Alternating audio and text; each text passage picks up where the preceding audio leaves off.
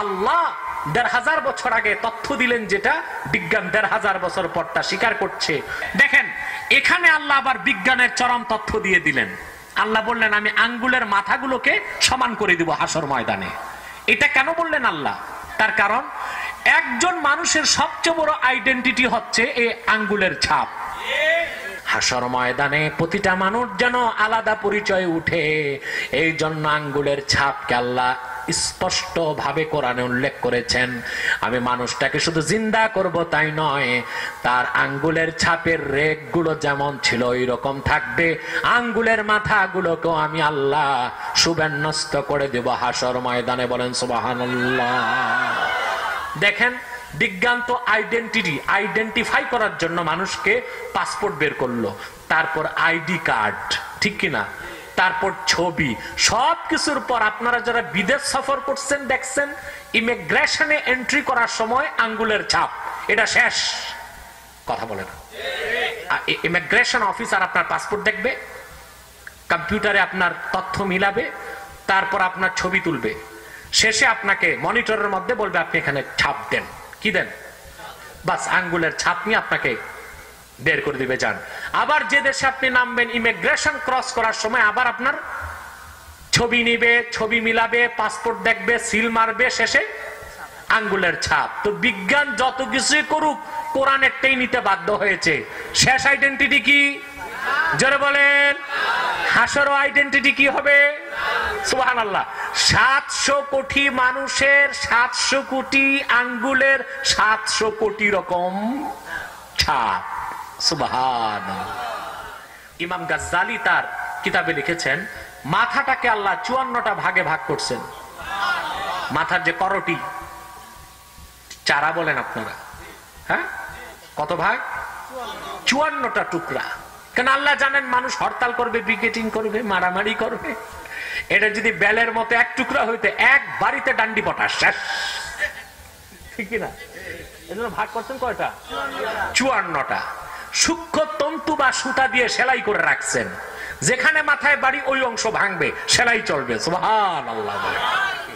আল্লাহ সেই দিকে ইঙ্গিত দিচ্ছেন, মানুষ তুমি রাজা হও, বাদশাহ হও, মন্ত্রী হও, এমপি হও, যেই হোক, তোমার সৃষ্টিটা তরল এক ফোঁটা বীর্য থেকে, অতএব তোমাকে কি দিয়ে বানানো হলো সেটা তুমি লক্ষ্য করো। সুবহানাল্লাহ। ঠিক কিনা? চিন্তা করেছেন ১৫০০ বছর আগে আল্লাহ রসুলের নিকট কোন ল্যাবরেটরি ছিল না? ছিল। অপারেশনের কোন ব্যবস্থা ছিল না, অণুবীক্ষণ যন্ত্র ছিল না, কিন্তু আল্লাহ তাআলা তার হাবিব নবীজি মুহাম্মদ সাল্লাল্লাহু আলাইহি সাল্লামের মাধ্যমে মানব সৃষ্টির রহস্যের যে কথা কোরআনে বললেন ১৫০০ বছর আগে, আধুনিক দর্শন এবং বিজ্ঞান আল্লাহর কোরআনের সেই তথ্যের সামনে মস্তক অবনত করে দিতে বাধ্য হয়েছে। বলেন সুবহানাল্লাহ। ঠিক কিনা বলেন? মিন বাইনিস সুলবি ওয়াত তারাইব, পুরুষের পাঁজরের হাড্ডি আর মহিলা বুকের হাড্ডি থেকে একটা শুক্রাণু আর একটা ডিম্বাণু। সুবহানাল্লাহ বলেন। আল্লাহ প্রথম ৭টা আয়াতে সব কথা বললেন, বলে ৮ম আয়াতে বললেন মনে রেখো মানুষ, কাফেররা, যে আল্লাহ অস্তিত্বহীন মানুষকে সামান্য বীর্য পানি থেকে তৈরি করার ক্ষমতা রাখেন, পুনর্বার মৃত্যুর পর দেহটা মাটির সাথে ভ্যানিশ হয়ে যাওয়ার পর হাসর ময়দানে তিনি আবার তাকে জিন্দা করার ক্ষমতা রাখেন। রাখেন কিনা বলেন? আরো জোরে বলেন। কেমন ক্ষমতা রাখেন তিনি সূরা কিয়ামতে বলেন, যেই আল্লাহ অস্তিত্বহীন মানুষটিকে এক ফোঁটা বীর্য থেকে এত সুন্দর দৈহিক গঠন দিয়া পৃথিবীতে পাঠালেন বিনা নমুনায়, মৃত্যুর পর সেই নমুনা অনুযায়ী আবার তিনি হাসর ময়দানে দ্বিতীয়বার কি তৈরি করতে পারবেন না? জোরে বলেন, পারবেন কি না? ভাইরা আমার, এই বীর্য থেকে কেমন করে তিনি মানুষ বানালেন তাও তিনি ব্যাখ্যা করেছেন সূরা মুমিনুনে। আল্লাহ বলেন, ওয়ালাকাদ খালাকনাল ইনসানা মিন সুলালাতিন মিন তিন সুম্মা জাআলনাহু নুতফাতান ফি ক্বারারিম মাকিন সুম্মা খালাকনান নুতফাতা আলাকাতান ফাখালাকনাল আলাকাতা মুদগাতান فخلقنا المضغة عظاما فكسونا العظام لحما আল্লাহ বলেন আমি মানুষকে তৈরি করেছি মাটির সারনির্যাস থেকে সুবহানাল্লাহ বলেন। এটার অর্থ বুঝেন? আল্লাহ মাটি দিয়ে আমাদের বানাইছেন। বাপ মা মাটি খেয়েছে নাকি? মাটি খায় না, মাটির জিনিস খেয়েছে, ঠিক কিনা? যা কিছু আপনার পিতা মাতা খাদ্য হিসেবে গ্রহণ করেছে তার প্রতিটি উৎপন্ন হয় মাটিতে, ঠিক কিনা? এই জন্য আল্লাহ বলেছেন মাটির সারনির্যাস, ঠিক কিনা? আল্লাহ বলেন মাটির সারনির্যাস থেকে আমি তার অস্তিত্বের একক নির্ধারণ করেছি, সেই একক হলো বীর্য। আল্লাহ বলেন সুম্মা জাআলনাহু নুতফাতান ফি করারিম মাকিন। এক ফোঁটা বীর্যের আকারে যেই মানুষটার কোনো অস্তিত্ব ছিল না, আকার ছিল না, অবয়ব ছিল না, তাকে আমি তার মায়ের সুরক্ষিত রেহেমে স্থাপন করেছি। মানুষ তৈরি করার এমন এক কারখানা যেখানে কোনো আলো নাই, কোনো বাতাস নাই, অন্ধকার এক কারখানায় এত সুন্দর মানুষটা তৈরি করার ব্যবস্থা করেছি, বলেন সুবহানাল্লাহ। দুনিয়াতে যেখানে প্রোডাকশন হয়, ফ্যাক্টরিগুলোতে পর্যাপ্ত বাতাস, বিশেষ করে আলোর প্রয়োজন হয় কিনা?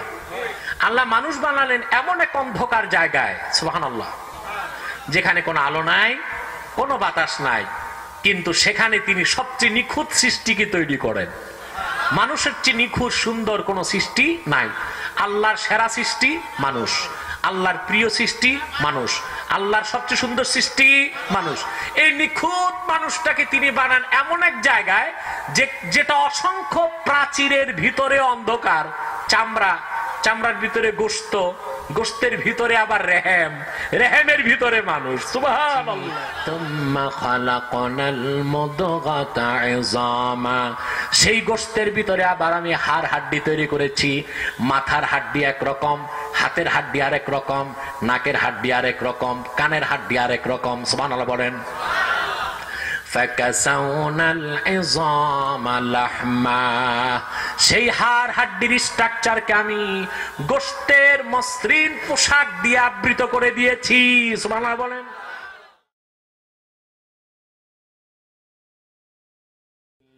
মিন শুরুরি আনফুসিনা ওয়া মিন সাইয়্যাতি আ'মালিনা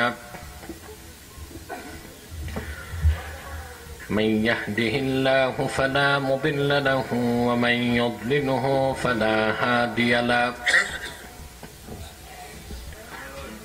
ونشهد أن لا إله إلا الله الحي القيوم الذي لا تأخذه سنة ولا نوم ونشهد أن سيدنا وحبيبنا ومولانا محمدا عبد الله ورسوله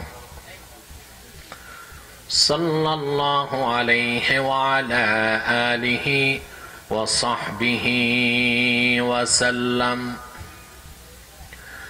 الذي أكمل الله به قصر النبوة، أي ختم الله به النبوة وحكما لا نبي بعده، وأعلن في القرآن بالبرهان أن محمدا صلى الله عليه وسلم خاتم النبيين والمرسلين الذي أرسله بالحق بشيرا ونذيرا وداعيا إلى الله بإذنه وسراجا منيرا. فقد قال الله تعالى في كلامه المجيد والفرقان الحميد: أعوذ بالله من الشيطان الشيطان الرجيم بسم الله الرحمن الرحيم والسماء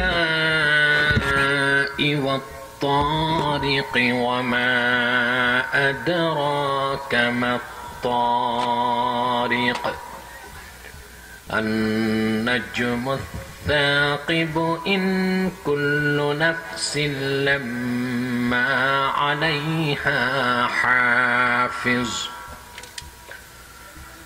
فلينظر الإنسان مما خلق من ماء دافق يخرج من بين الصلب والترائب إنه على رجعه لقادر يوم تبلى السرائر فما له من قوة ولا ناصر والسماء ذات الرجع والأرض ذات الصدع إنه لقول فصل وما هو بالهزل إنهم يكيدون كيدا وأكيد كيدا فمهل الكافرين أمهلهم رويدا صدق الله العظيم وصدق رسوله النبي الكريم ونحن على ذلك من الشاهدين والشاكرين والحمد لله رب العالمين إن الله وملائكته يصلون على النبي يا أيها الذين آمنوا صلوا عليه وسلموا تسليما اللهم صل على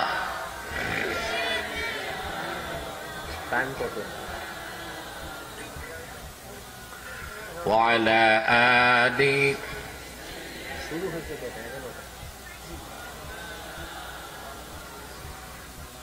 আপনারা এতগুলো মানুষ দুরূদ সালামের আওয়াজ নাই মহব্বতে জবান খুলে পড়ুন আল্লাহুম্মা সাল্লি আলা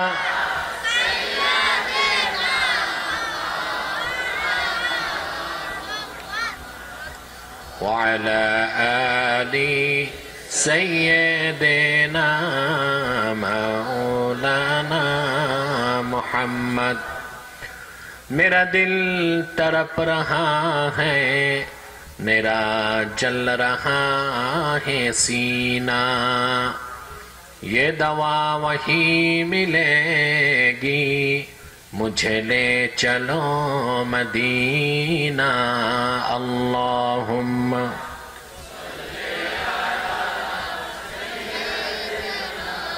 मौलाना मुहम्मद वअला आलि सय्यिदिना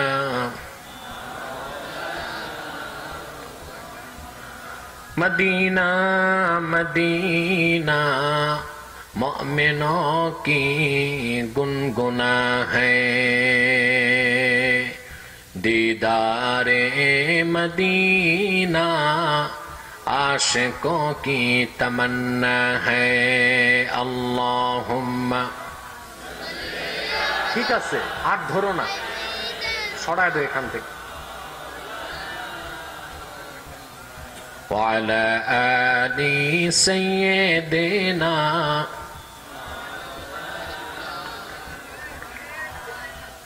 মুহাম্মাদুন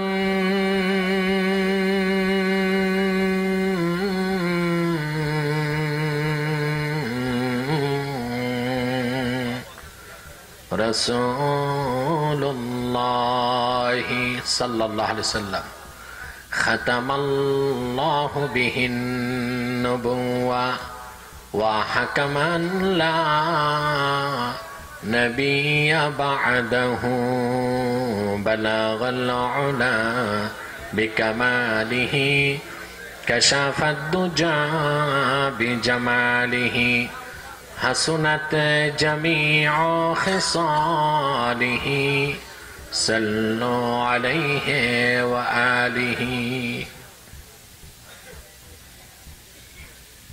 কার্ড হ্যামবিল কোথায়?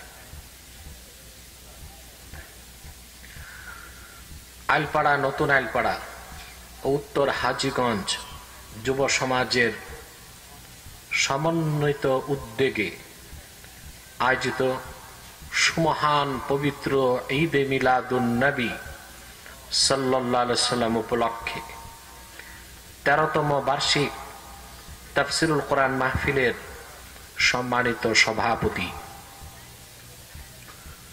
সমাজের সর্বশ্রেষ্ঠ সন্তান উলামায়ে কেরাম, তুলাবায়ে এজাম, বিভিন্ন প্রান্ত থেকে আগত আমার দিন দরদি মুসলমান ভাই ও বন্ধুগণ, সকলকে অন্তরের অন্তঃস্থল থেকে জ্ঞাপন করছি মুবারক।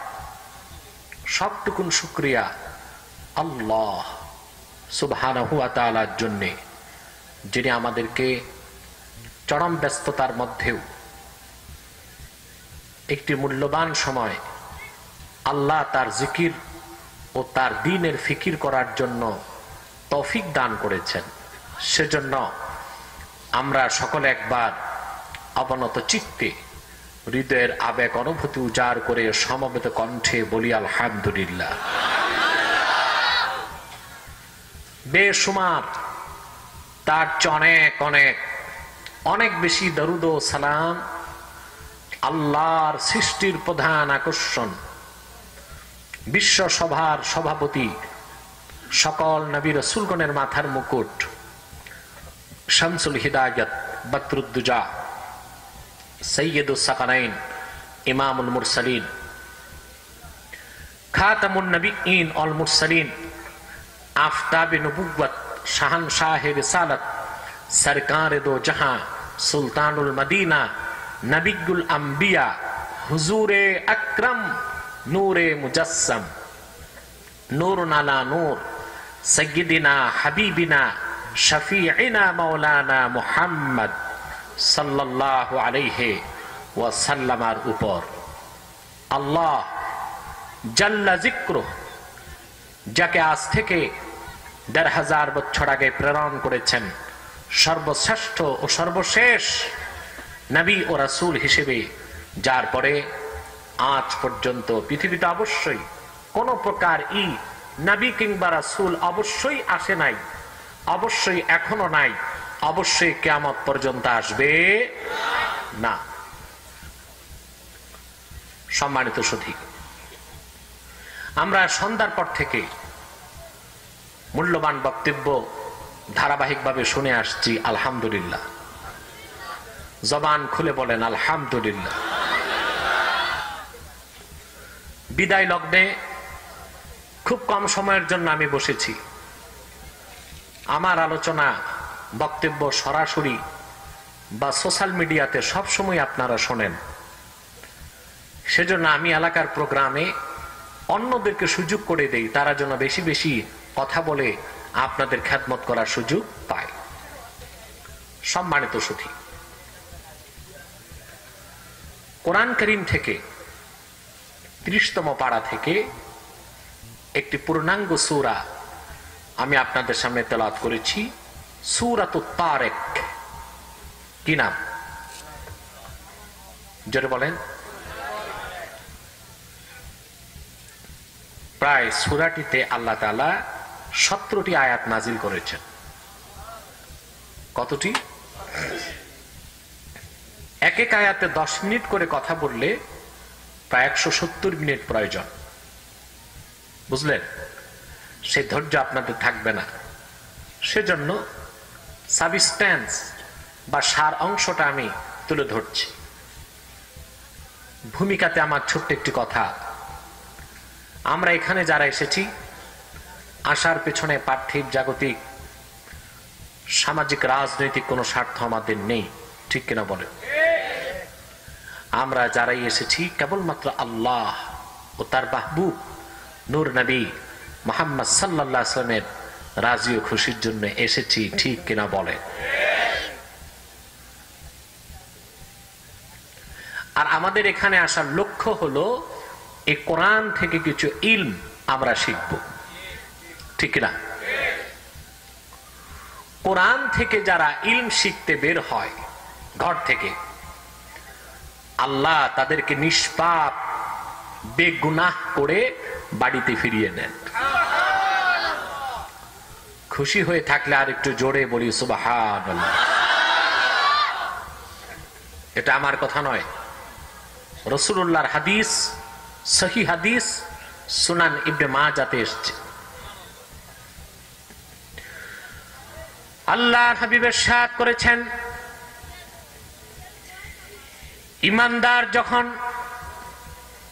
ইলমে দ্বীন শিখার জন্য ঘর থেকে বের হয়ে যায়, ওয়াস্তাগফিরু লাহু মান ফিস সামাওয়াতি ওয়াল আরদি হাত্তাল হিতানি ফিল মা, আকাশে জমিনে নদী আর সমুদ্রে যারা আছে কোরআনের ইলম শিখতে যে বের হয়, আল্লাহর সেই বান্দার জন্য আল্লাহ রাব্বুল আলামিনের নিকট গুনাহ মাফের দোয়া করতে থাকে। তামাজের জন্য দোয়া হচ্ছে কিনা বলেন? পাশে কারা কথা বলে? ডান পাশে কারা কথা বলে? স্টেজের ডান পাশে বসান না, সরিয়ে দেন এখান থেকে। বেয়াদব গুলো এসেছে কোরআন শুনতে না, ডিস্টার্ব করতে। স্টেজ থেকে 70 হাত পিছনে পাঠানে দেন।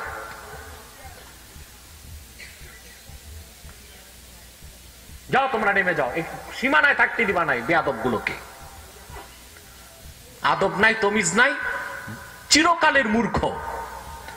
কোরআন শোনার যে আদব, এই আদবটুকুর নাই। এই হাজার হাজার শ্রোতা বসে আছে নীরবে, এই 2-4টা খবিস এসছে ইয়াজুজ মাজুজের মতো ডিস্টার্ব করতে। সম্মানিত সুধী, তাহলে আমাদের জন্য দোয়া হচ্ছে কিনা বলেন? জোরে বলেন। আকাশে জমিনে নদী আর সমুদ্রে যত ফেরেশতা, যত তারকা, গ্রহ নক্ষত্র, গ্রহাণুপুঞ্জ, গাছপালা, পর্বতমালা, মাছ সব দোয়া করতেছে, আল্লাহ তাদের মাফ করে দাও, ওরা কোরআন শিখতে বের হয়েছে। আমাদের গুনাহ মাফ হবে? কথা বলে না। তাহলে আমরা নিষ্পাপ বেহেশতি হয়ে বাড়ি ফিরবো, এটা হাদিসের ভাষ্য। এতে আমরা খুশি না বেজার? আমরা খুশি, আমাদের মাবুদ খুশি, মাখলুকাত খুশি, ফেরেশতাকুল খুশি, সৃষ্টিকুল খুশি, সব খুশি, শুধু বেজার। শয়তানের নাম নিতে লজ্জা হয় না ভয় হয়? জোরে বলেন, বেজার কে? শয়তান বেজার, আর তার চেলা চামুন্ডারাও বেজার। শয়তানের সব চেষ্টা ব্যর্থ হয়ে গিয়েছে, এখন একটা চেষ্টা বাকি আছে, কোন রকম মুনাজাতের আগে উঠানো যায় কিনা। আমাদের নিয়ত যদি মজবুত হয়, শয়তান আমাদের কাছে পরাস্ত হয়ে যাবে, ঠিক কিনা বলে? আমরা কি নেক নিয়ত করে অভিশপ্ত শয়তানের নাপাক গালে একটা চপেটা ঘাত করতে পারি? তাহলে আমরা নিয়ত করছি কিছুক্ষণ পরে আজকের মুনাজাত করে গুনাহ মাফ করে নিষ্পাপ বেহেশতি আল্লাহওয়ালা হয়ে বাড়ি যেতে চাই। কারা কারা হাত তুলে আল্লাহকে দেখান।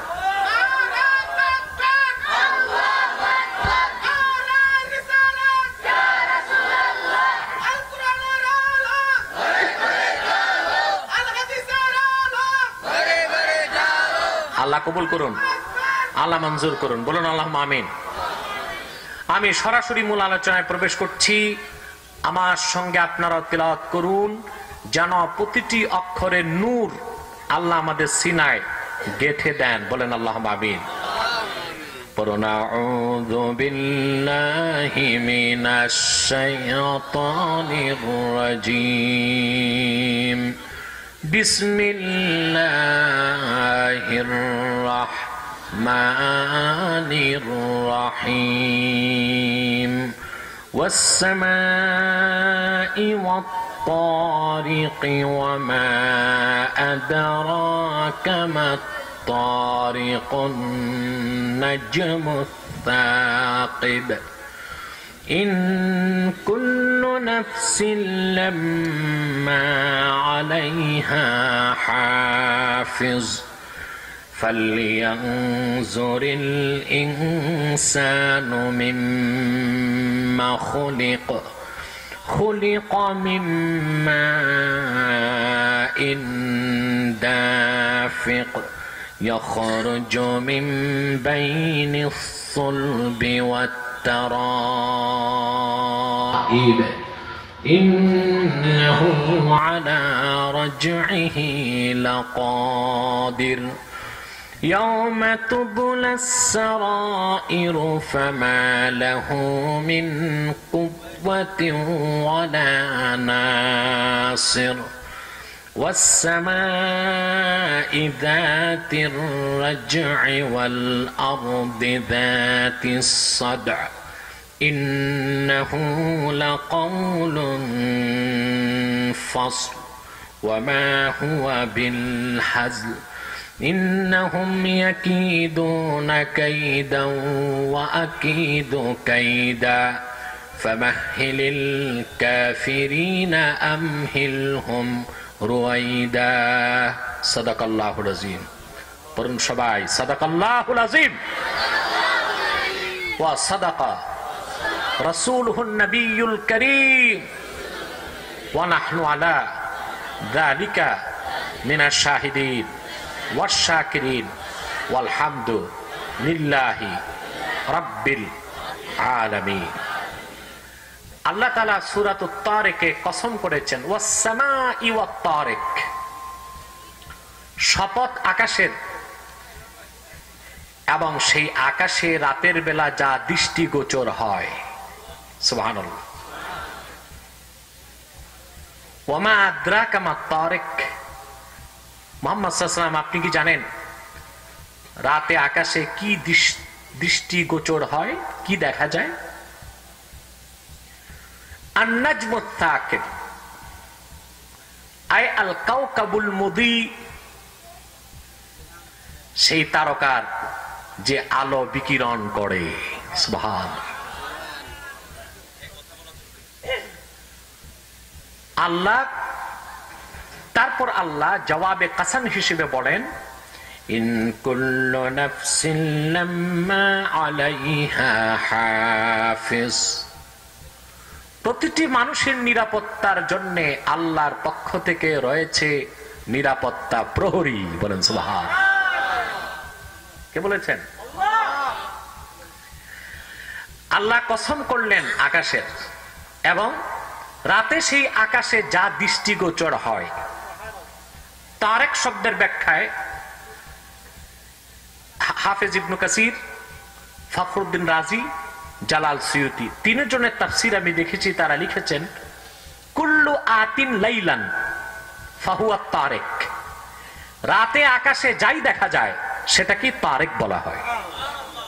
কি বলা হয়? প্রথম প্রশ্ন হলো আল্লাহ কসম করলেন কেন?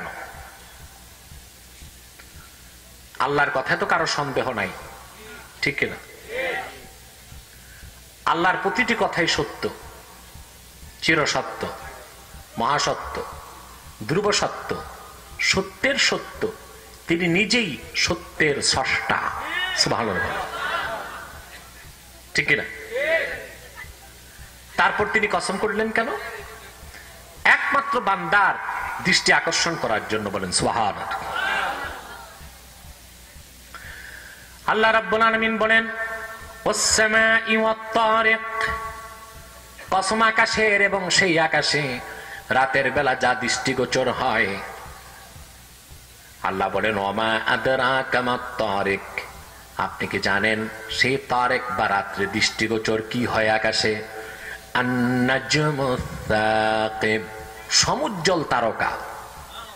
কি দৃষ্টিগোচর হয়? সমুজ্জ্বল তারকা। সুবহানাল্লাহি বিহামদিহি সুবহানাল্লাহিল আযীম। বিজ্ঞান যা পেল এখন, আল্লাহ সেই তথ্য দিলেন ১৫০০ বছর আগে। বিজ্ঞান এখন বলতেছে যে নক্ষত্রের নিজস্ব আলো আছে, গ্রহের নিজস্ব কোন আলো, কথা বুঝতেছেন? যেটা নক্ষত্র ওটা নিজস্ব আলো আছে, আর গ্রহের নিজস্ব আলো থাকে না। কথা বুঝতে পারছেন? আল্লাহ ১৫০০ বছর আগে সেই তথ্য দিলেন। তারেক হলো নাজমুস সাকিব, আয় আল কাওকাবুল মুদি, যে নিজ থেকে, নিজের শক্তি থেকে, নিজের আলো থেকে আলো ছড়ায়। বলেন সুবহান। এক একটা নক্ষত্র কত বড় হতে পারে? সূর্য একটা নক্ষত্র। সূর্য কি? জোরে বলেন। পৃথিবী একটা গ্রহ, চাঁদ একটা উপগ্রহ, ঠিক কিনা? এই দুনিয়াটা থেকে ১৩ লক্ষ গুণ বড় একটা সূর্য। যদি বুঝে থাকেন তার একটু জোরে বলেন সুবহানাল্লাহ। দুনিয়া থেকে কত বড়? মানে দুনিয়ার মতো ১৩ লক্ষ পৃথিবী গ্রহ এক করলে একটা সূর্যের সমান হবে। দুনিয়াটা আমাদের কাছে অনেক বড়, বড় না? এখন পর্যন্ত কি বিজ্ঞান উত্তর মেরুতে কি আছে সব খুঁজে পেয়েছে?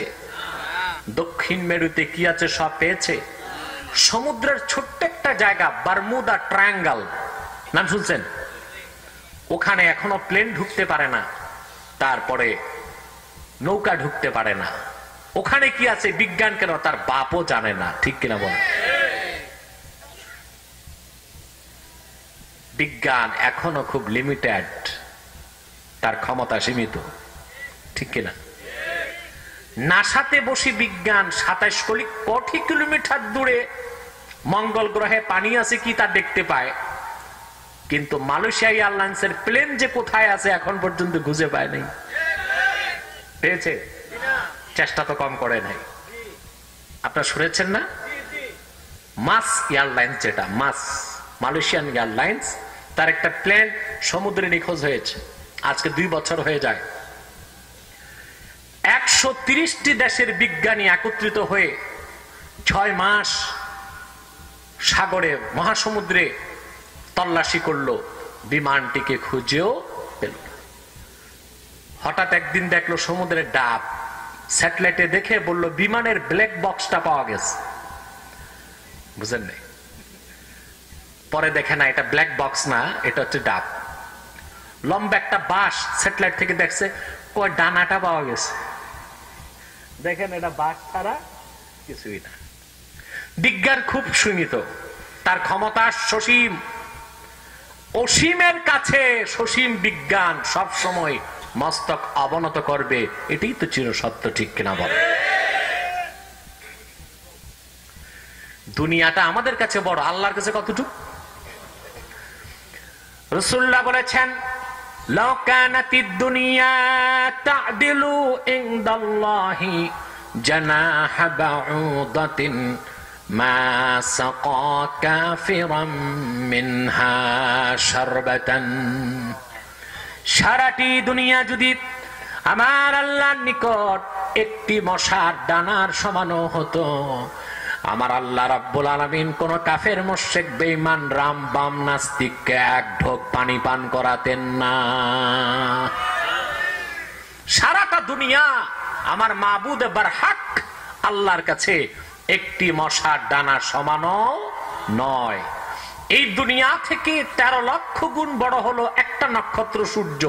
সূর্যের চেয়েও হাজার হাজার গুণ বড় নক্ষত্র, একটি দুইটি নয়, বিলিয়ন বিলিয়ন বিলিয়ন তৈরি করে আল্লাহ আকাশে রেখে দিয়েছেন। বলেন সুবহান। যেটা আলো ছড়ায় ওটা নাজমুস সাকিব। ওটা কি? সমুজ্জ্বল তারকা। বলেন সুবহানাল্লাহ। আল্লাহ রাব্বুল আলামিন কসমের পর জবাবে কসমে বলেন ইন কুল্লু কুল্লু নাফসিন লাম্মা আলাইহা হাফিজ। প্রতিটা মানুষের জন্য আল্লাহ রাব্বুল আলামিনের পক্ষ থেকে রয়েছে নিরাপত্তা রক্ষী। বলেন সুবহানাল্লাহ। সুবহানাল্লাহ বলবেন না? প্রত্যেকটা মানুষের জন্য আল্লাহর পক্ষ থেকে কি আছে? নিরাপত্তা রক্ষী, মানুষের হেফাজতের জন্য। আল্লাহর পক্ষ থেকে যদি প্রতিটি মানুষকে নিরাপত্তা দেওয়া না হতো, তাহলে এই পৃথিবীতে মানুষ এক সেকেন্ড জীবিত থাকতে পারত। আপনারা জানেন, বিজ্ঞানও একথা স্বীকার করে, প্রতিদিন আকাশ থেকে উল্কাপিণ্ড, নাম শুনছেন না? বিভিন্ন গ্রহের টুকরা। টুকরা কত বড়? ছোট টুকরা না, এক একটা মনে করেন এই পাঠানটুলি আলপাড়ার চেয়ে বড় হবে। এগুলো হাজার হাজার মাইল গতিতে পৃথিবীর দিকে ছুটে আসে। আল্লাহু আকবার। কিন্তু একটি উল্কাপিণ্ড মানব বসতিতে আসতে পারে না। আল্লাহ ফেরেশতা রাখছেন, ওগুলোকে আকাশে ক্রাশ করে দেয় ফেরেশতা। সুবহানাল্লাহ বলবেন না? কি করে দেয়? পৃথিবীর মানুষের নিরাপত্তা কার হাতে? জোরে বলেন। ওই উল্কাপিণ্ড পৃথিবীতে যদি একটা পড়ে, অ্যাটম বোম দরকার হবে না, এক একটা জনপদ ধ্বংস হয়ে যাবে, ঠিক কিনা? কেন আসে না? বিজ্ঞান দেখেছে আল্লাহর কুদরত। আল্লাহ ভূপৃষ্ঠ থেকে 500 মাইল উপর পর্যন্ত বাতাসের 3টা স্তর রেখেছেন। জোরে বলেন। আমি অনেক আগে বিজ্ঞান বইতে পড়েছি, আজ থেকে প্রায় 23-24 বছর আগে, যখন স্কুল কলেজে পড়তাম। সব তথ্য এখন মনেও নাই আমার, যতটুকু মনে আছে ততটুকু বলছি। কয়টা স্তর বাতাসে? জোরে বলেন।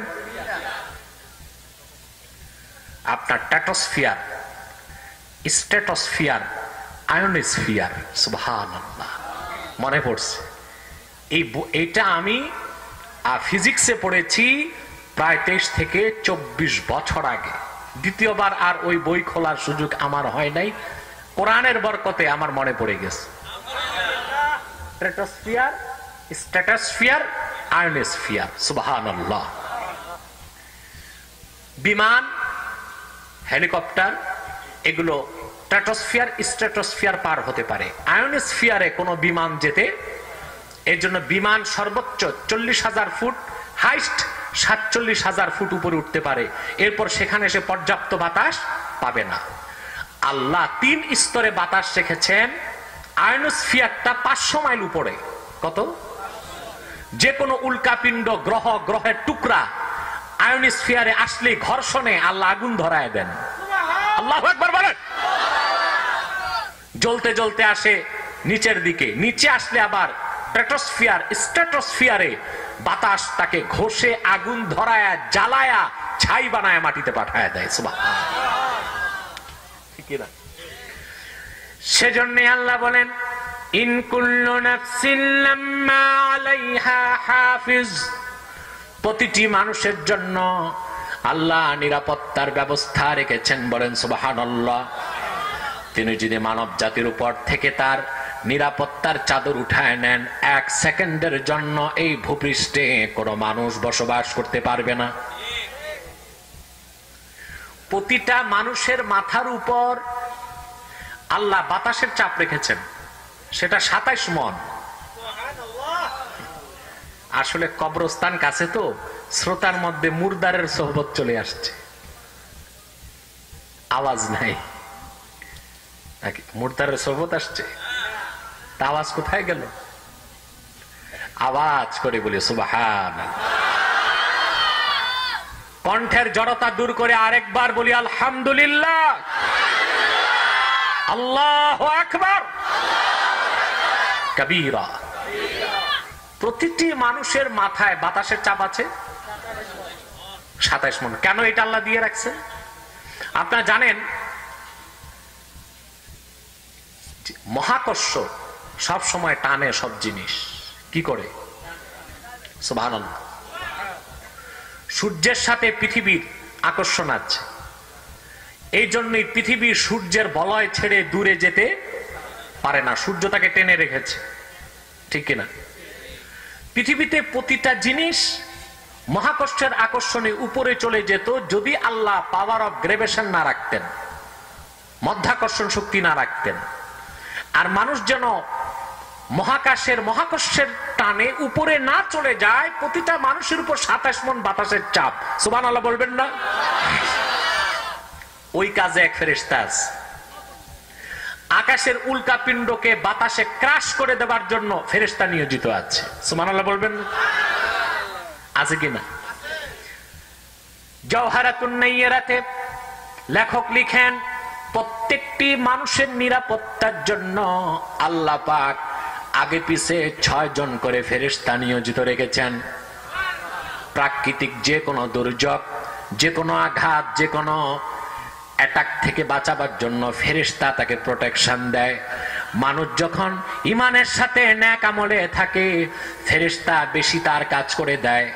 আর এমন কিছু বদামল আছে যা যখন করলে বান্দা, ফেরেশতা তার থেকে সরে যায়। প্রতিটি মানুষের নিরাপত্তার জন্য আগে পিছে কয়জন ফেরেশতা? পিছে 3 জন, সামনে 3 জন।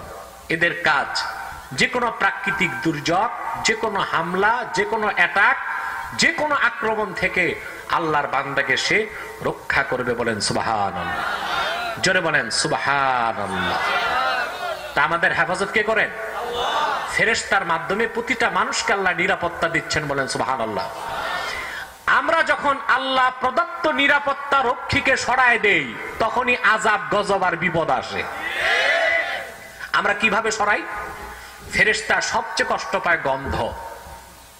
এই জন্য যারা ধূমপান করে, সিগারেট, শুরবুত তাদখিন, সিগারেট টানে, ওদের কাছে ফেরেশতা থাকে না। এটা হচ্ছে প্রথম কারণ। কথা বুঝতে পারছেন?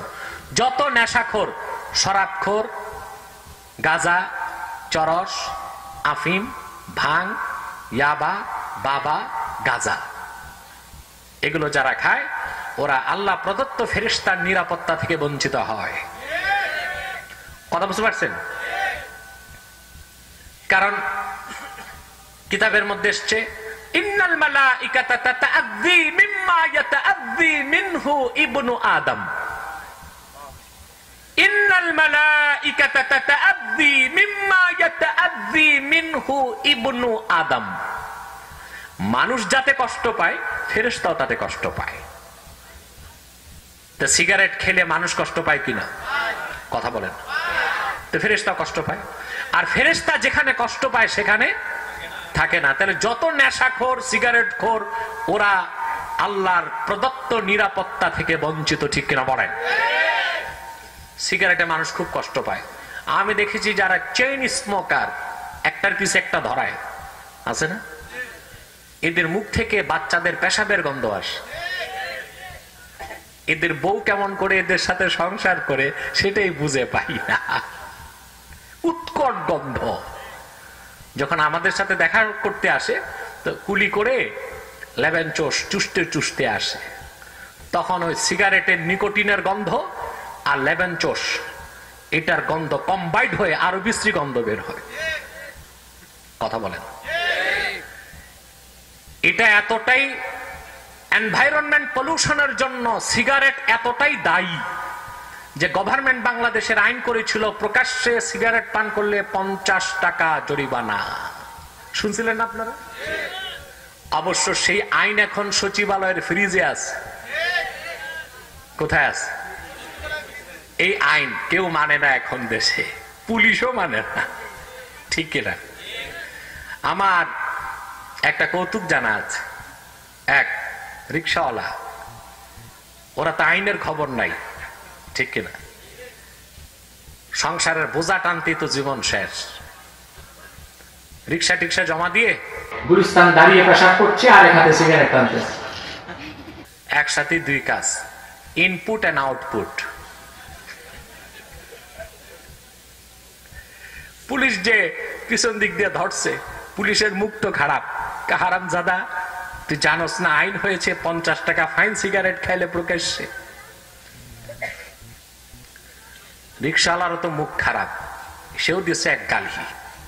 তাকায় দেখে পুলিশ কয়, স্যার থুকু থুতু থুকু, আমি আপনাকে দেখি নাই।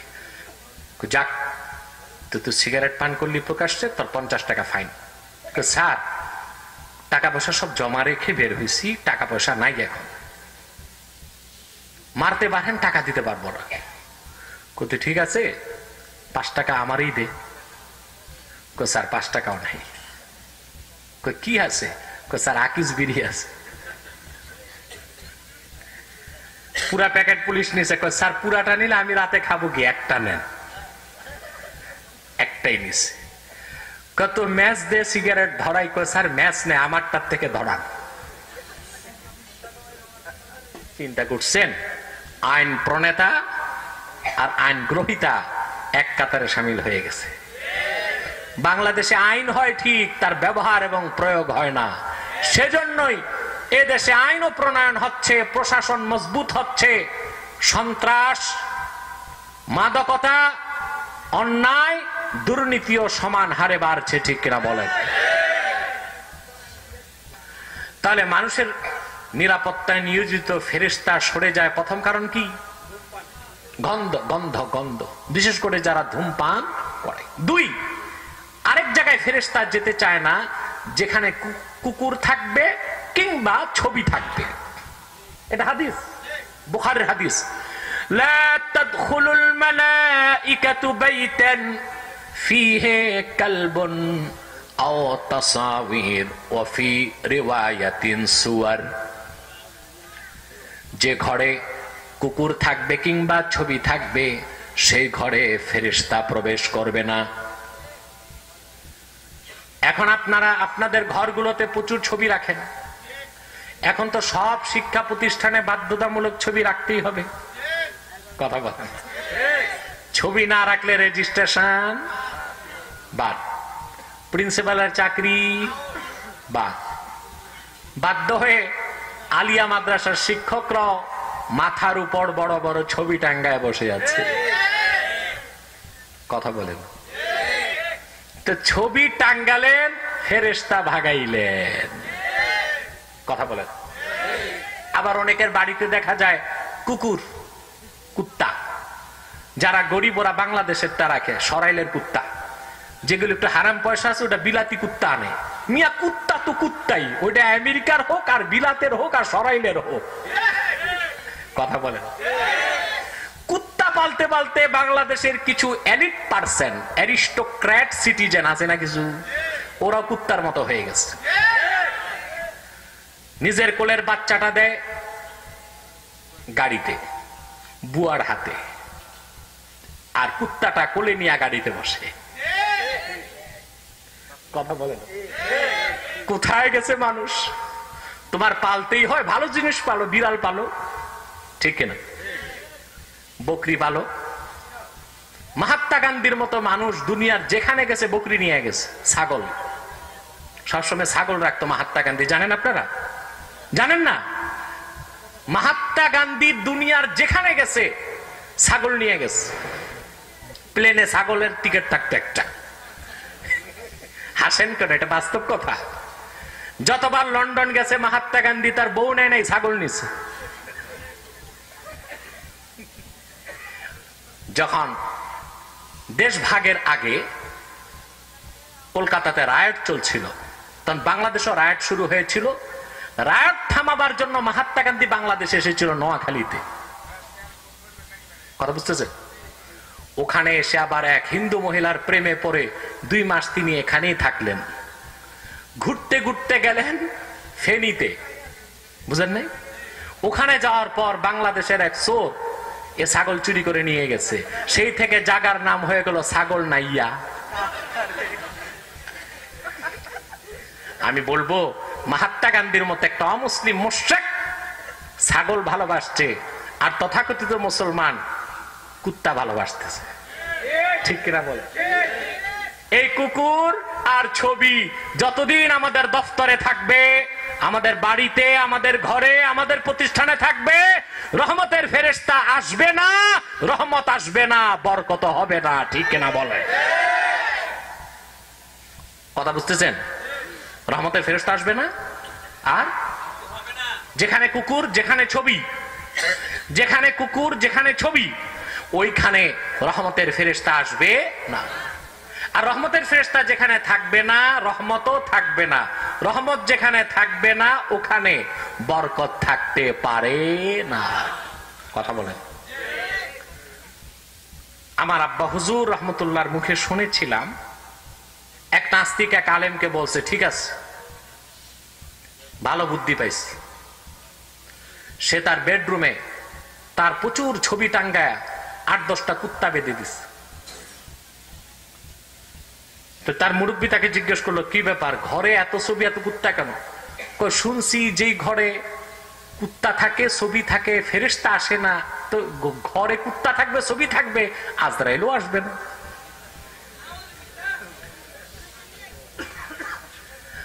আলেম তাকে বুঝাই দিল যে দেখো, ফেরেশতা আসবে না, রহমতের ফেরেশতা আসবে না, গজবের ফেরেশতা আসবে।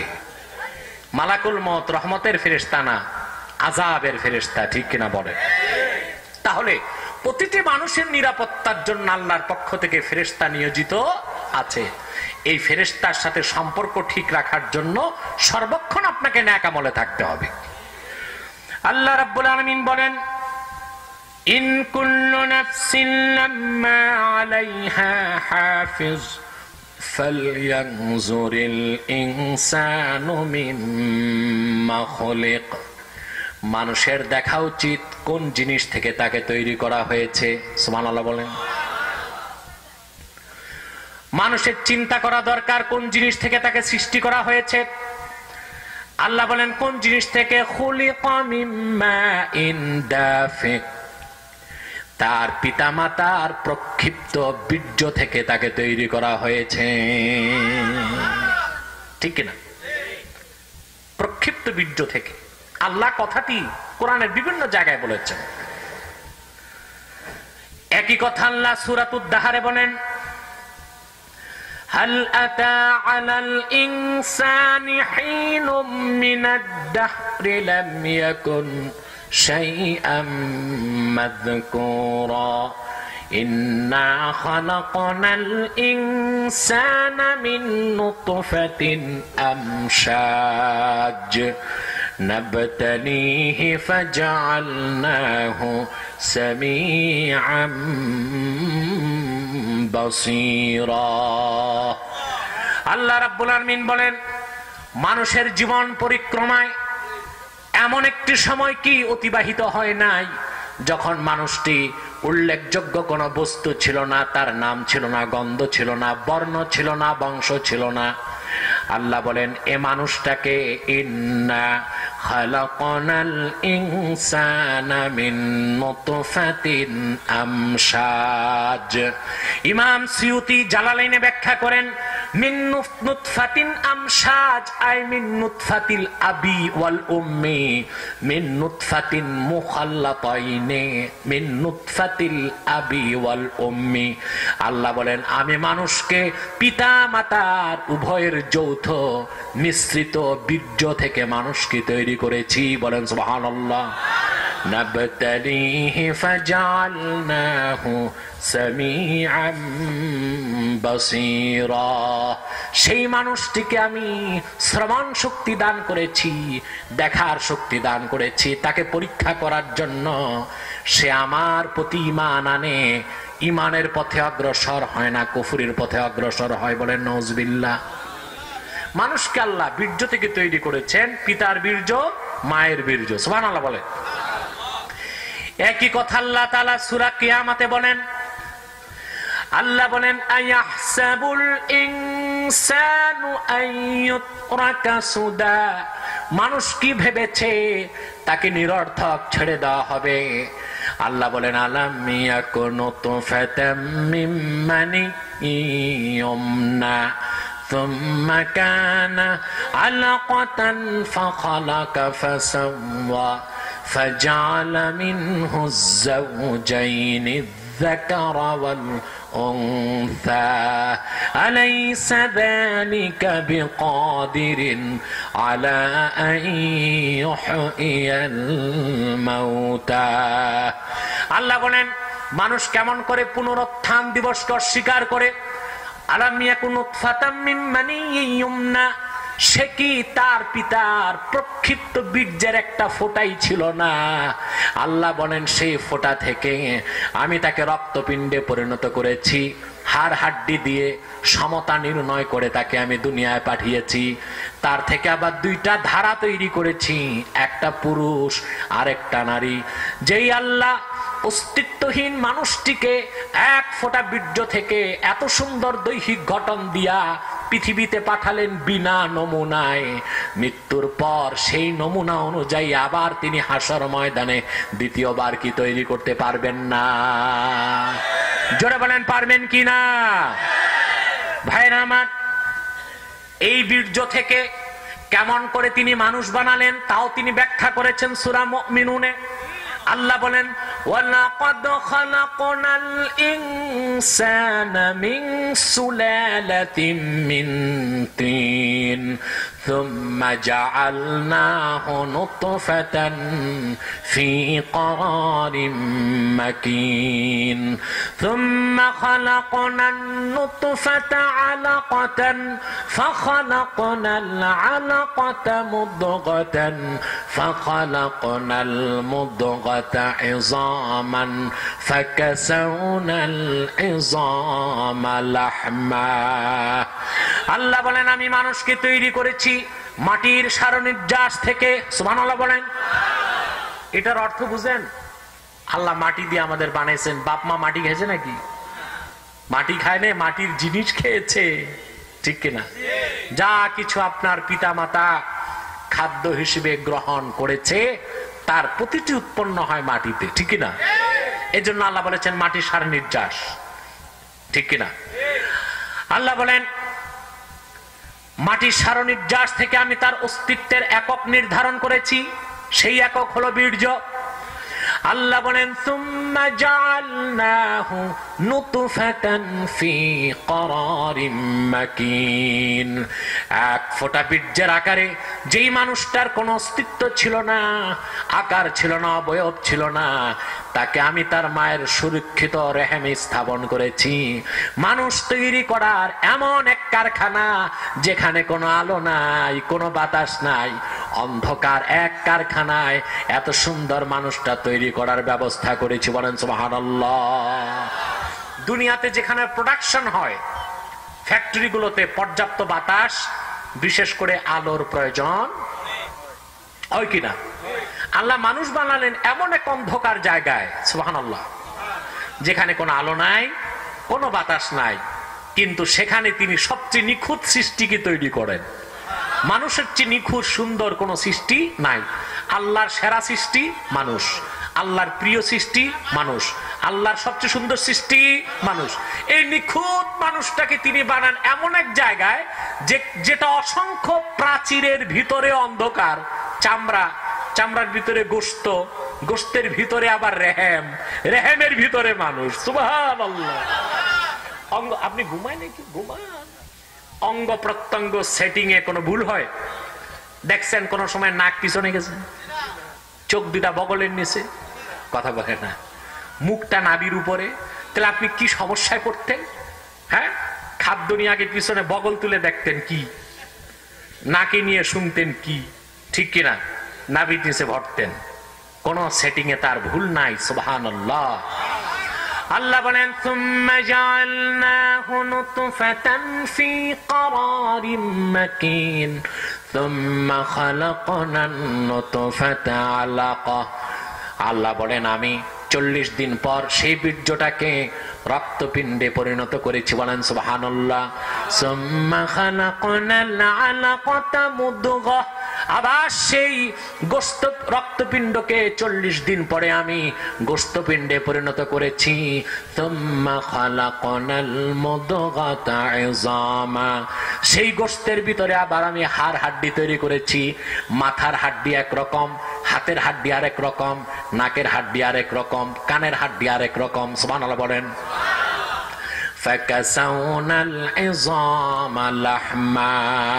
সেই হাড় হাড্ডির স্ট্রাকচারকে আমি গোশতের মসৃণ পোশাক দিয়ে আবৃত করে দিয়েছি।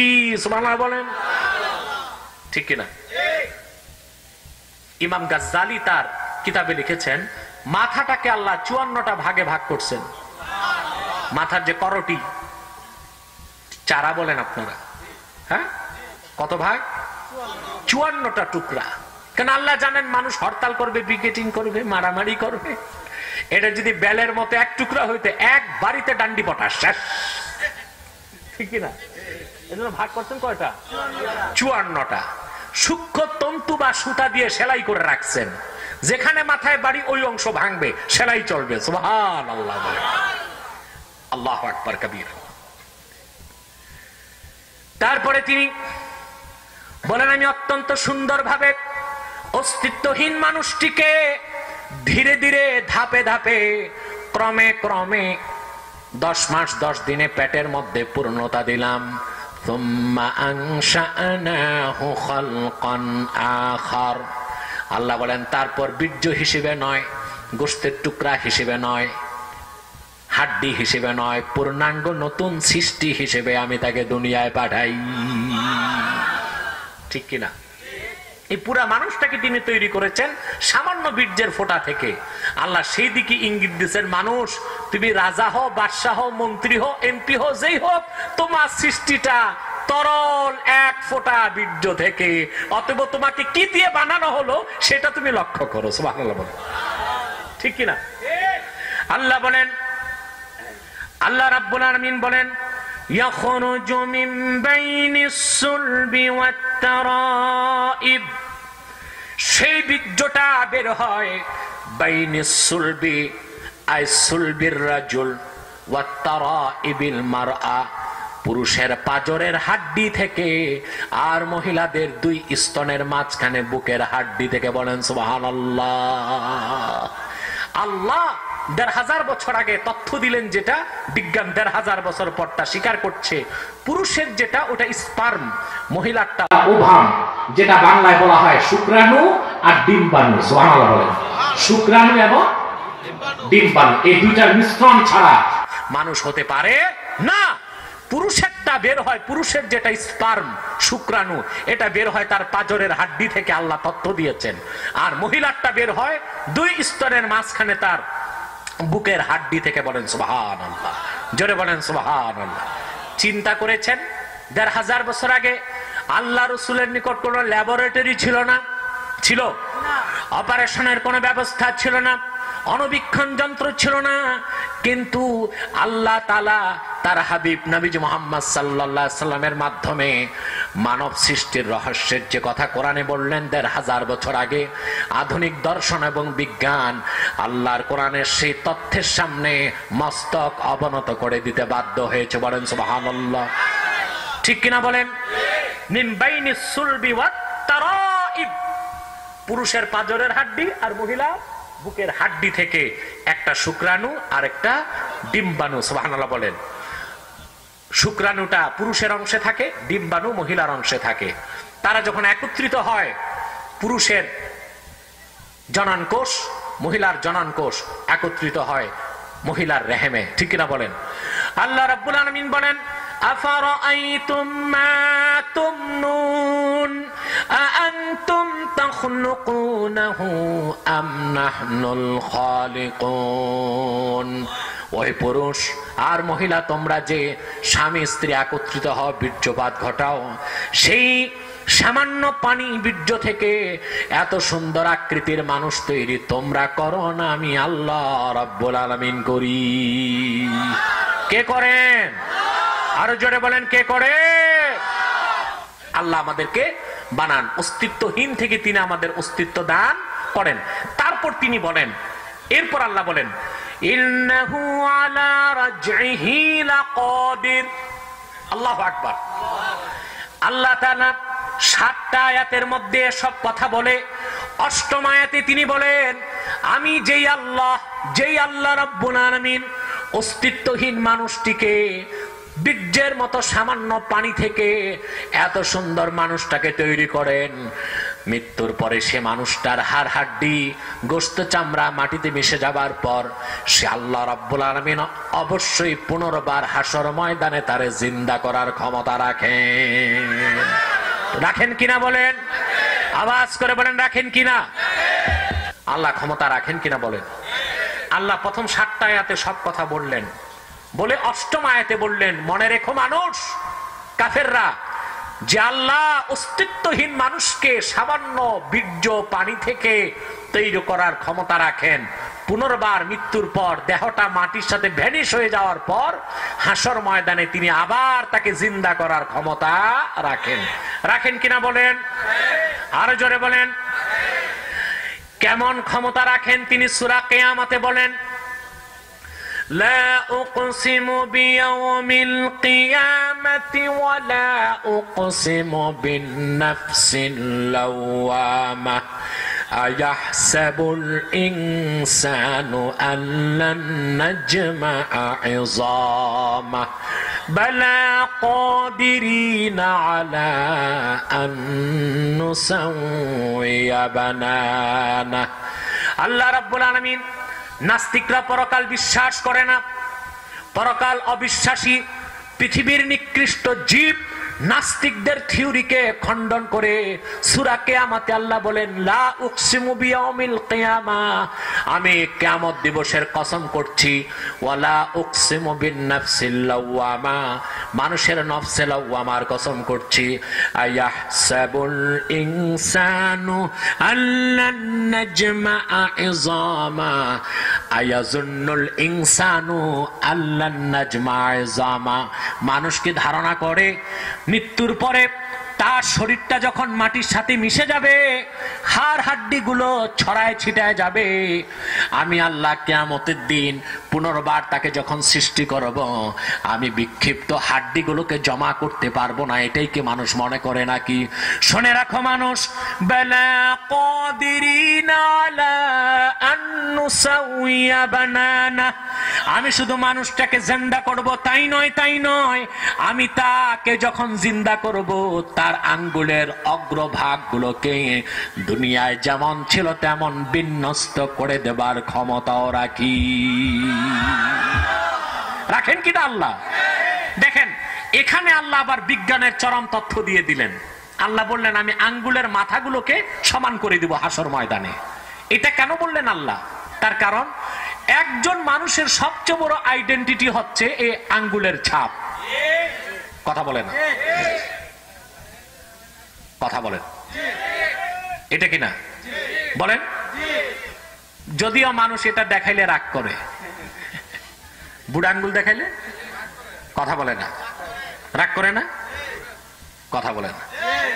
মানুষকে রাগাতে আর মানুষকে বসাতে কিছু লাগে না। একটা মানুষ একটা হিরোকে জিরো বানাইতে মানুষের কাছে আপনার কিছু লাগবে না, শুধু আপনার মাথায় আঙ্গুল দিয়ে গোল চিহ্ন আঁকবেন, বুঝাই দিলেন তার আপার স্টোরে ডিফেক্ট আছে। আর কিছু লাগবে? বেশি কথা লাগবে? একটা মানুষকে বক্তব্যে বসাতে চান, বেশি টাইম লাগবে না, 2টা কথাই যথেষ্ট। নেতারা বেশি কথা বলে না, দেখ সেমিনারে নেতা তো অনেক থাকে, নেতা, পাতি নেতা, সাথী নেতা, উপনেতা। এক পাতি নেতা উঠে আর মাইক ছাড়তেছে না, বুঝলেন? বড় নেতা পরিচালকের দিকে চোখ রাঙাচ্ছে যে সে যদি সব টাইম খেয়ে ফেলে তা আমি কি বলবো। পরিচালক দেখছে নেতার হাত থেকে বাঁচতে আজকে মিথ্যা একটা বলি। পাতি নেতার কানে যে কয়, স্যার আপনার চেনটা মনে হয় খোলা প্যান্টের।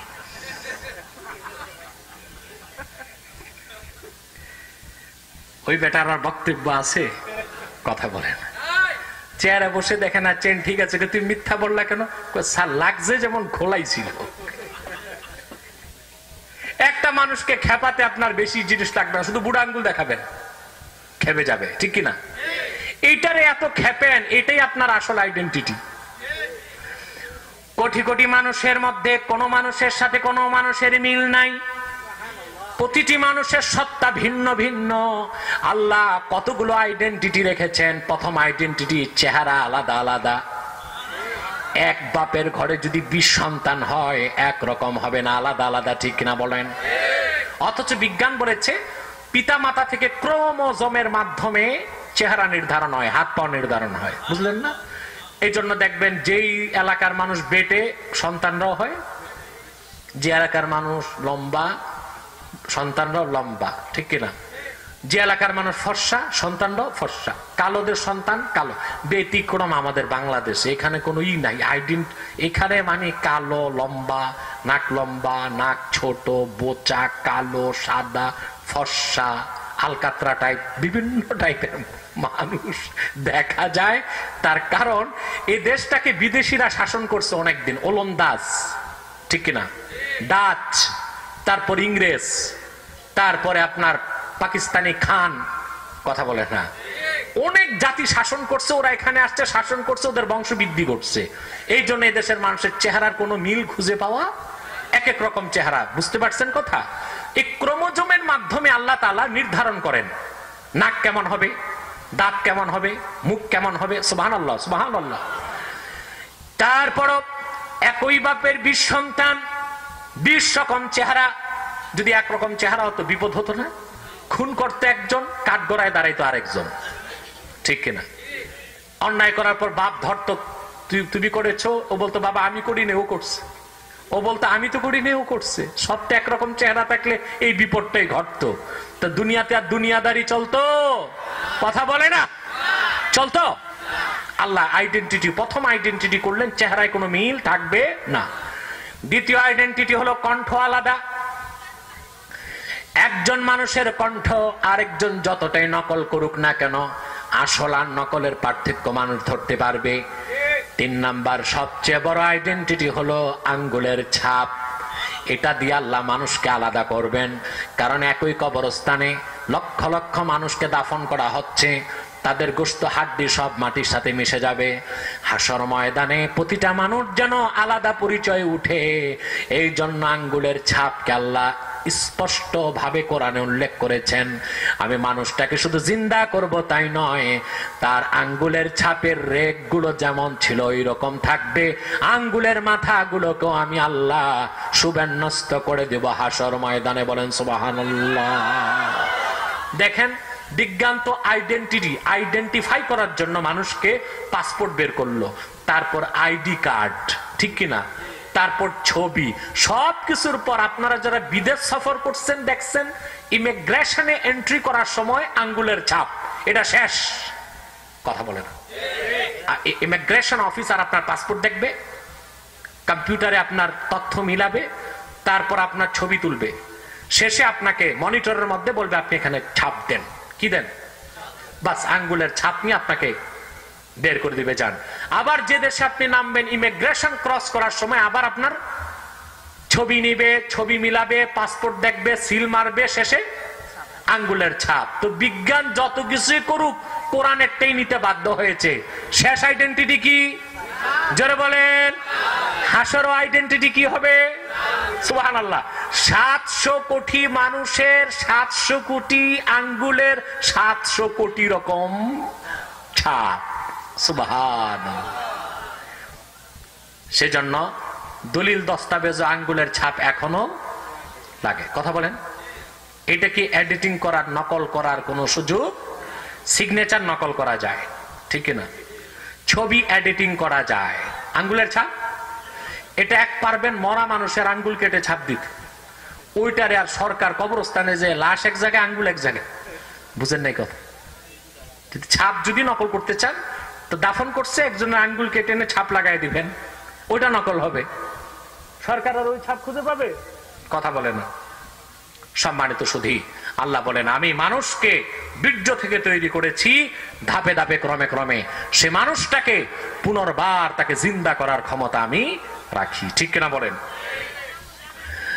আল্লাহ রাব্বুল আলামিন বলেন কোন দিন তিনি মানুষকে জিন্দা করবেন সেই কথাও তিনি কোরআন কারীমের মধ্যে বলেন। আল্লাহ বলেন ইন্নাহু আলা রাজহি লাকাদিরুন ইয়াওমা তুবলাস সারাইর। সুবহানাল্লাহ। সেই দিন যেদিন মানুষের অন্তরের গোপন তথ্যগুলোকে পরীক্ষা করা হবে। আল্লাহ এক্সরে করবেন। কি করবেন? মানুষ অন্তরে কি রাখছে, স্বামীর অন্তরে কি স্ত্রী তা জানে না, স্ত্রীর অন্তরে কি স্বামী তা জানে না, আল্লাহ তো জানেন। জোরে বলেন। আল্লাহ বলেন মানুষের মনের মণিকোঠায় তার গুপ্ত এবং সুপ্ত যত ধরনের আমল নিয়ত আছে সব আল্লাহ সেই দিন প্রকাশ করবেন। বলেন সুবহানাল্লাহ। আল্লাহ বলেন ফামা লাহু মিন কুওয়াতিন ওয়ালা নাসির। হিসাব নিকাশের জন্য আল্লাহ যখন পাকড়াও করবেন, আল্লাহর পাকড়াও থেকে বাঁচার জন্য তার নিজের কোনো শক্তি থাকবে না, আর তাকে সাহায্য করার মতো কাউকে সে হাসর ময়দানে পাবে না। পাবেন কাউকে? জোরে বলেন পাবেন। আপনার বাবা মা, ভাই বোন, স্ত্রী সন্তান, শ্বশুর শাশুড়ি, নেতা নেত্রী, কথা বলে না, হাসরে বিপদে পড়বেন, কাউরে খুঁজে পাবেন? পাবেন। আল্লাহ সেটাই বলেছেন ফামা লাহু মিন কুওয়াতিন ওয়ালা নাসির। আমি যেদিন পাকড়াও করব, হিসাব নিব, সেদিন আমার হিসাব থেকে বাঁচার জন্য তারা নিজের না শক্তি থাকবে তার, আর না কোনো সাহায্যকারী পাবে। আল্লাহ বলেন আমি তর্জমা করে যাচ্ছি, ব্যাখ্যার আর সুযোগ নেই, অনেক রাত হয়ে যাবে। ওয়াস-সামাই যাতির রাজ'i ওয়াস-সামাই যাতির রাজ'i আই ওয়াস-সামাই যাতিল মাতার। সেই আকাশের কসম যে আকাশ থেকে বৃষ্টিপাত হয়। সুবহানাল্লাহ বলেন। ওয়াল আরদি যাতিস সাদা। আর সেই মাটির কসম যে মাটি থেকে বীজ যখন অঙ্কুরোদ্গম করতে চায়, মাটি তখন আল্লাহর হুকুমে সুযোগ করে দেয়। কথাটা বুঝছেন আপনি? না এত সহজে কেমনে বুঝবেন? মাটি কাটতে আপনার কত কষ্ট হয় বলেন তো? দুনিয়াতে কারা বেশি পরিশ্রম করে? আপনারা মাইকটাল বলেন। কত কোদাল লাগে, এখন তো ভেকু বের হইছে। ভেকু না বেকুব? ভেকু। এটা দিয়ে মাটি কাটতে হয়। অথচ আল্লাহ বললেন যে দেখো একটা সামান্য বীজ এই শক্ত মাটির প্রাচীর ভেদ করে অঙ্কুরোদ্গম করে তখন গাছ বের হয়। আল্লাহ বলেন এটা আমার হুকুম ছাড়া হয় না। আল্লাহ বললেন ওয়াল আরদি যাতিস সাদ'i। আর সেই মাটির কসম যা বীজ থেকে গাছ বের হবার সময় বীজকে সুযোগ করে দেয়, অঙ্কুরোদ্গমের ব্যবস্থা করে দেয়। মাটি নিজে আল্লাহর হুকুম মেনে সুযোগ করে দেয়। মাটি যদি আটকায় রাখতো, দুনিয়ার কোন বীজ থেকে ফসল ফলাতো না। ঠিক কিনা বলেন? এরপর আল্লাহ তাআলা বলেন ইন্নাহু লাকাউলুন ফাসল। নিশ্চয়ই কোরআন হলো, এই কোরআন হলো সুস্পষ্ট বক্তব্য। আল্লাহ আকবার বলেন। কেমন বক্তব্য?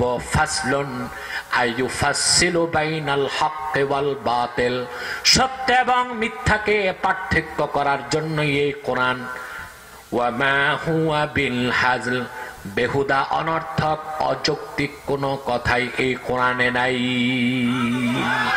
কোরআন ছাড়া প্রচলিত যত ধর্মগ্রন্থ আছে ওখানে যত আজেবাজে কথা ভরা আছে। যেমন ওল্ড টেস্টামেন্ট, ইহুদিদের ধর্মগ্রন্থ, ওখানে আছে যে লূত আলাইহিস সালাম তার মেয়েদের সাথে সহবাস করছে। চিন্তা করছেন নবীকে কত বড় অপবাদ দিচ্ছে। এর চেয়ে বেহুদা কথা আর কিছু আছে? কথা বলেন। ওল্ড টেস্টামেন্টে যেটা বিকৃত রূপ বর্তমানে আছে, সেখানে আছে যে ঈসার মা বেবিচার করেছে, ঈসা বেবিচারের ফসল। বেহুদা কথা ছাড়া কিছু হতে পারে? কথা বলে না। পারে? বাইবেল, বাইবেল যেটা নিউ টেস্টামেন্ট, এখানে অসংখ্য মিথ্যা কথা, অনর্থক কথায় ভরপুর বাইবেলটা। সেখানে আছে যে পুরা দুনিয়ার বয়স মাত্র 5000 বছর। এর চেয়ে পাগলামির কথা আর আছে? কথা বলেন। আছে? আপনি যে হিন্দুদের বেদ মহাভারত, ঠিক না? আপনার কথায় কথায় বলেন আমার কথায় কি মহাভারত অশুদ্ধ হয়ে গেল? তো মহাভারত শুদ্ধ ছিল কবে? দেখতেন আমরা কথায় কথায় ইমান নষ্ট করি। এই কথাটা হিন্দুদের। কাদের? কিছু হলে আমার কথায় কি মহাভারতটা অশুদ্ধ হয়ে গেল? তো মহাভারতটা শুদ্ধ ছিল কবে? এটা তো অশুদ্ধই, ঠিক কিনা?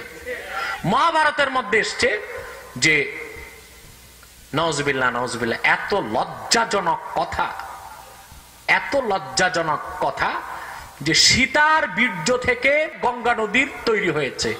নাউজুবিল্লাহ মিন যালিক। ওদের যে সীতা, সীতার বীর্য থেকে গঙ্গা নদীর তৈরি হয়েছে।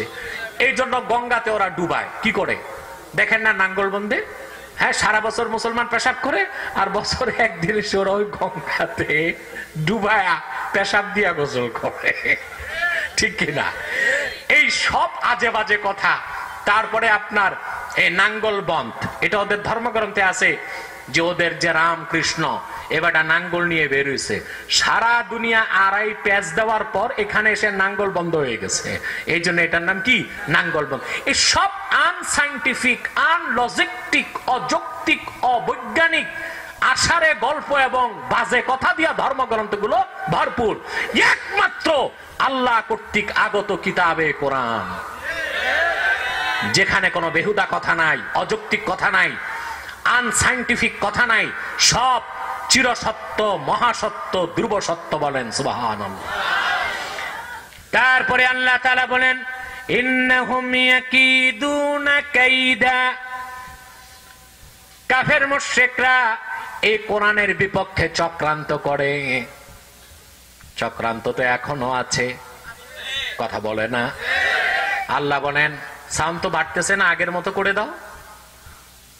আল্লাহ বলেন কাফের মুশরিকরা কোরআনের বিপক্ষে চক্রান্ত করে, ওয়া আকিদু কাইদা, কাফেরদের চক্রান্ত নস্যাৎ করার জন্য আমি আল্লাহ কৌশল প্রয়োগ করি, বলেন সুবহানাল্লাহ। ফামাহিলিল কাফিরিনা আমহিলহুম রুয়াইদা।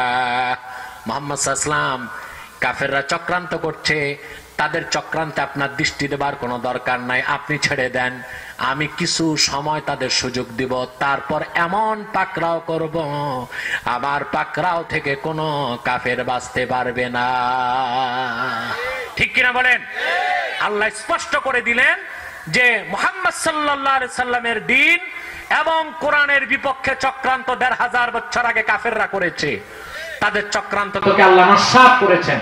শুধু কিছু সময় দুনিয়াতে তারা সুযোগ পেয়েছিল, তার দ্বারা তারা মুহাম্মদ সাল্লাল্লাহু আলাইহি ওয়াসাল্লামের দ্বীন এবং আল্লাহর কোরআনের কোনো ক্ষতি করতে পারে না, এখনো পারবে না, কিয়ামত পর্যন্ত পারবে না। আমরা সূরা আত-তারিক থেকে সংক্ষেপে যা শুনলাম তার জন্য আল্লাহ আমাদেরকে আমল করার তৌফিক দান করেন। আমরা পরকালকে বিশ্বাস করি, আল্লাহ আমাদেরকে জিন্দা করবেন, সেজন্য আমরা ইহজাগতিক নয়, আমরা পরজাগতিক, ঠিক না? দুনিয়াতে আমাদের সব কাজকর্ম হবে পরকালকে লক্ষ্য করে, কেন্দ্র করে। আল্লাহ যেন আমাদেরকে তৌফিক দান করেন।